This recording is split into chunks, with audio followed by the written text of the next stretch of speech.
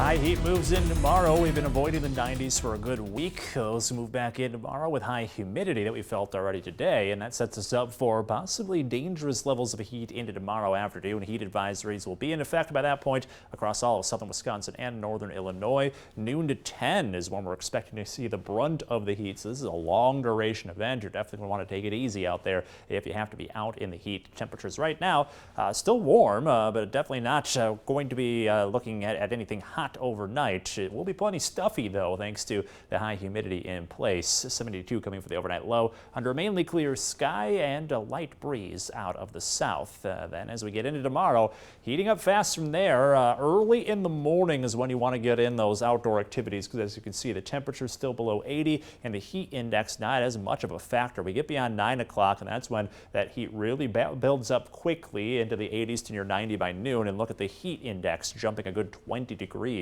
over only a couple hours or so. So again, earlier on, preferably before 9 o'clock, try to wrap up those outdoor activities. By the afternoon, up to 93, feeling like 105 with a bright sunny sky. Breezy winds will be kicking in, so that may help a little, but still plan on some intense heat throughout the afternoon. Here we are a little afternoon, feeling almost like 100 by that point, and then into the middle of the afternoon is when the brunt of the heat kicks in, up to about 103 to 105 around 2 p.m. tomorrow. That level of heat holds on through about 4:30 to 5, and then after that we see the heat relax just a little, but it may take until about 7:30 or so before we start to see the triple-digit heat index values disappear.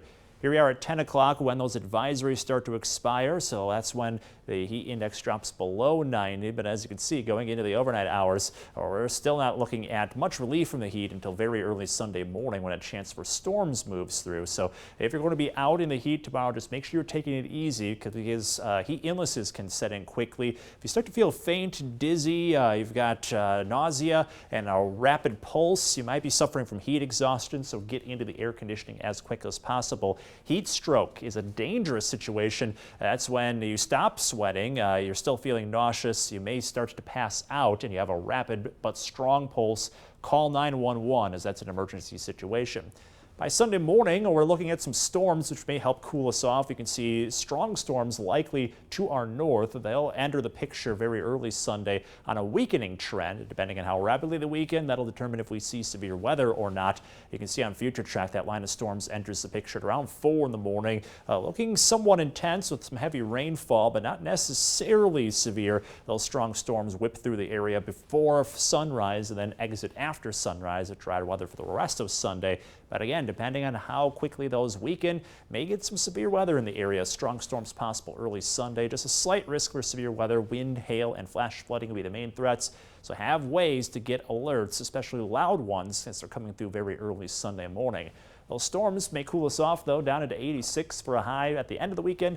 Next week, middle to low 80s with more chances for storms, mainly on Tuesday, but then slight chances for rain after that, James. Alex, thanks. Still to come.